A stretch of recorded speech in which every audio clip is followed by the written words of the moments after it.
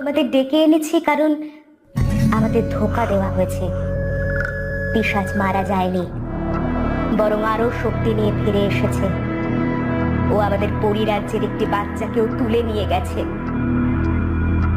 একটা বাচ্চাকে কেন নিয়ে গেল? বাচ্চার সাথে ওর কিসের শত্রুতা? তখনই এলো পিশাচ। পিশাচ রাজ্যে তোমাদের স্বাগতম। তোমরা দেখছি জমেরও অরুচি, না হলে পরিবান কাটিয়ে ওঠা এত সহজ নয়। সে যাই হোক, আমি তোমাদের সাথে নতুন করে কোনো খারাপ সম্পর্ক তৈরি করে আমার শত্রু বাড়াতে চাই না। তোমরা ফিরে যাও। আমার অমর হওয়ার পথে যে বাধা দিতে আসবে আমি তাদের শেষ করে দেব। আমার বাচ্চা, আমার বিজয়, আমার সোনা বাচ্চা। মা, ওই পিশাচ আমাকে বলেছে সে নাকি আমার বাবা। মা, সে কি আমার বাবা? বিজয়, এদিকে এসো। তোমার বাবা তো ওই আকাশের তারা হয়ে গেছে। সে ওখান থেকে তোমাকে দেখছে। তাহলে ওই পিশাচটা কি করে এমন চাঁদের মতো বাচ্চার বাবা হতে পারে? তার মানে ওই পিশাচটা একটা মিথ্যাবাদী? একদম তাই। তুমি যাও, বিশ্রাম নাও। তোমাদের অনেক ধন্যবাদ পরিণীতা। তোমাদের ঋণ আমরা কখনো শোধ করতে পারবো না। তোমাদের কোনো প্রয়োজনে তোমরা সব সময় আমাদের পাশে পাবে। আমাদের এবার রাজ্যে ফিরতে হবে পরিরানী। সবাই আমাদের জন্য অপেক্ষা করছে। রাজপুত্র, রাজ্যের যেমন দায়িত্ব থাকে তেমনি পরতে পরতে থাকে বন্ধুরূপী শত্রু। তাই তাদের বিশ্বাস করার আগে ভেবে নিও তুমি কাকে বিশ্বাস করবে। আপনার কথা আমার মনে থাকবে পরিরাজ। আপনাদের আমার রাজ্যে আমন্ত্রণ রইল। চলো পরিণীতা, আমাদের ফিরতে হবে। আর তোমরা সবাই সাবধানে থেকো। পিশাচ কিন্তু কখনো বসে থাকবে না। ওদিকে রাজ্যে চলছে বেশ আয়োজন। এক যুগ পর রাজকন্যা আর রাজপুত্র যে ফিরে এসেছে।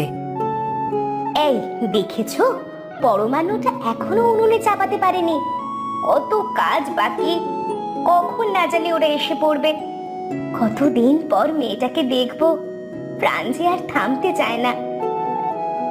বড় রানী, কি হচ্ছে সব? পরিণীতা এলে আমি সব বলবো, কিন্তু বলি বয়স হচ্ছে তো, শরীরকে একটু শান্তি দিতে হবে তো। এসব বলে আর কি হবে? বড় রানী কি সব কানে তুলবে? পরিণীতা এলে তো বলবো। আমরা আর পারি না বাপু, তুই সব দেখে বুঝে নে মা। তবে যাই বলো, এতদিন বাদে ঘরের মেয়ে ঘরে ফিরবে, এর চেয়ে আনন্দের আর কি হতে পারে? তবে আমি কিন্তু রূপচাঁদা মাছের টক রান্না করব। পরিণীতা তো খেতে ভালোবাসে। এতদিন বনে বাজারে না জানি কি করে জীবন কাটিয়েছে। শুধু মেয়ের পছন্দের রান্না করলে হবে? সাথে তো আমাদের রাজকুমারও আসবে। তার কি পছন্দ সেটা তো জানার সুযোগই হয়নি। সেটা তো ঠিক বলেছ মেজরানী, এটা তো ভুলেই গেছিলাম। রাজপুত্রের মা থাকলে আমরা জানতে পারতাম।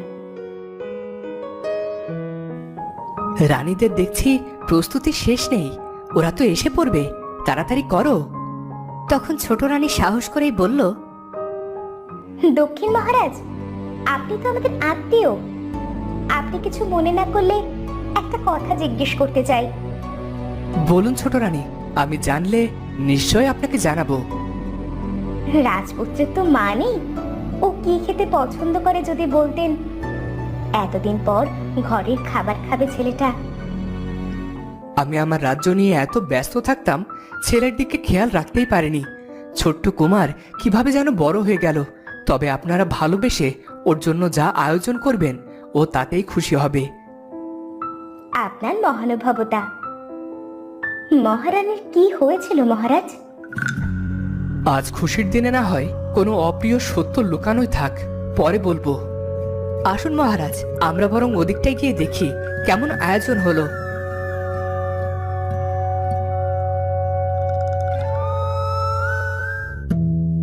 ওদিকে রাজপুত্রের বন্ধু উজির পুত্রের যেন অপেক্ষার প্রহর কিছুতেই কাটতে চায় না। এতদিন পর সে তার বন্ধুর দেখা পাবে। কি হতো বনবাসের জীবনে যদি রাজপুত্র আমাকে সাথে নিত। জানি না কেমন কেটেছে ওদের বনের দিনগুলো। ওদিকে রাজপুত্র প্রাসাদে আসবে সে খবর মন্ত্রীর কাছেও পৌঁছে গেছে। সে কিছুতেই খুশি নয়, কারণ তার সব ছলনা যদি প্রকাশ পায় তবে তো বিপদ। রাজপুত্র আর রাজবধূ ফিরছে, কিন্তু এত সহজে কেমন করে ওদের সুখী জীবন কাটাতে দেব? আমি তো হাত গুটিয়ে বসে থাকতে পারি না, কিন্তু কি করব? হ্যাঁ, রাজ্যের প্রবেশের পথে মন্ত্রী তার বিশ্বস্ত সেনাদের কানে কানে কি যেন বলল, আর সেনারা সেখান থেকে চলে গেল।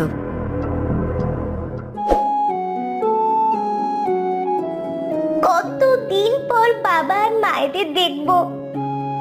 আমার যে কি ভালো লাগছে। কতদিন মাকে জড়িয়ে ধরিনি। মাকে জড়িয়ে ধরার অনুভূতি অন্য সব অনুভূতিকে হার মানায়। আমার তো মা নেই, এসব অনুভূতি আমার অজানা। যখন মেঘের গর্জন হতো ভয় পেতাম, চোখ খুললে দেখতাম দাসীরা আমার দরজায় ঘুমিয়ে আছে, কিন্তু মনের কথা বলার মতো কাউকেই পেতাম না। তবে বন্ধুর জন্য মনটা ছটফট করছে। আর কয়েক প্রহর, তারপরেই আমরা পৌঁছে যাব।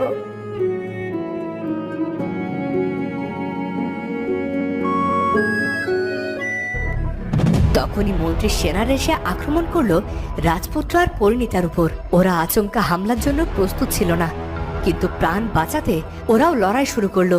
অনেকক্ষণ যুদ্ধ হওয়ার পর রাজপুত্র আর পরিণীতা ওদের হারিয়ে দিল, আর প্রাণ ভয়ে ওরা পালিয়ে গেল। তুমি ঠিক আছো রাজপুত্র? হ্যাঁ, তুমি তো হাতে ব্যথা পেয়েছো। চলো, ওই দূরের একটা কুটিরে এক বদ্যি বুড়ি থাকে, সে তোমার হাত সারিয়ে দেবে। তুমি আমাকে নিয়ে ভেবো না। আর একটু গেলেই তো রাজবাড়ি, ওখানে রাজবৈদ্য তো আছেনই। তাছাড়া আমাদের দেরি হলে বাবা মায়ের চিন্তা করবেন। চলো।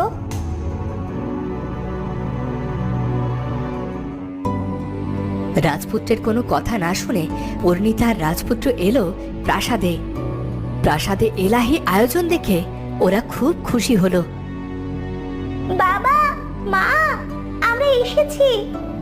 দক্ষিণ মহারাজ, আমি আপনাকে কথা দিয়েছিলাম আমি আপনার পুত্রকে সশরীরে ফিরিয়ে আনবো। আমি আমার কথা রেখেছি।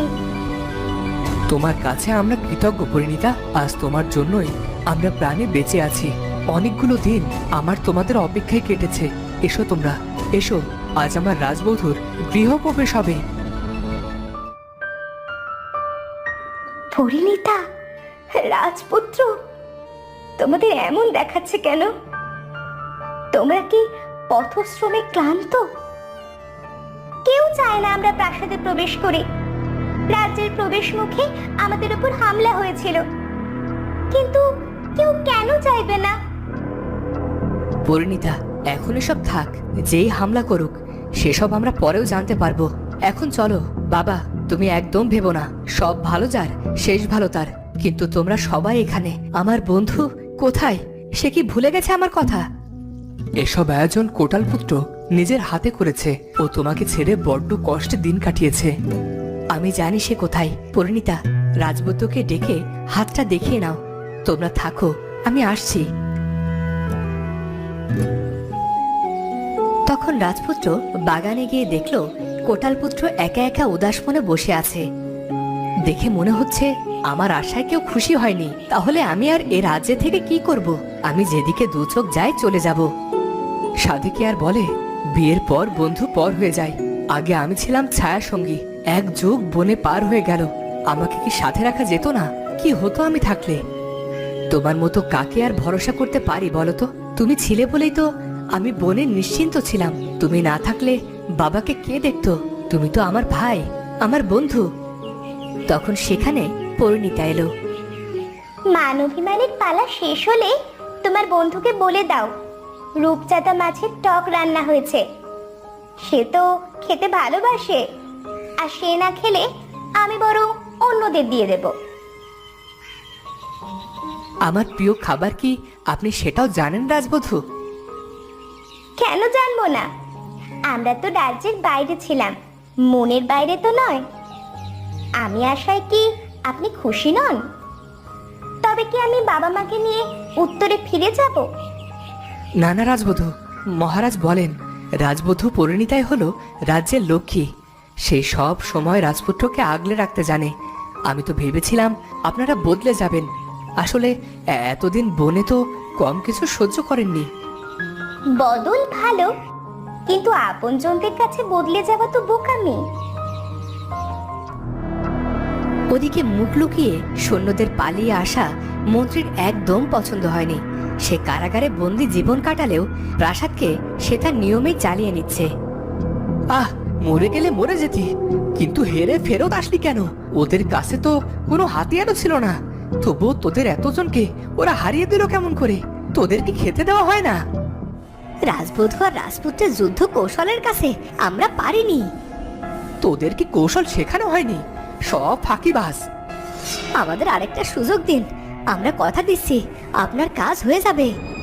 ঠিক আছে, দিলাম, কিন্তু বারবার সুযোগ দিতে পারবো না। এবার হয় মরবে, নয়তো মারবে। যাও, এখন কেউ দেখে নিলে বিপদ হবে।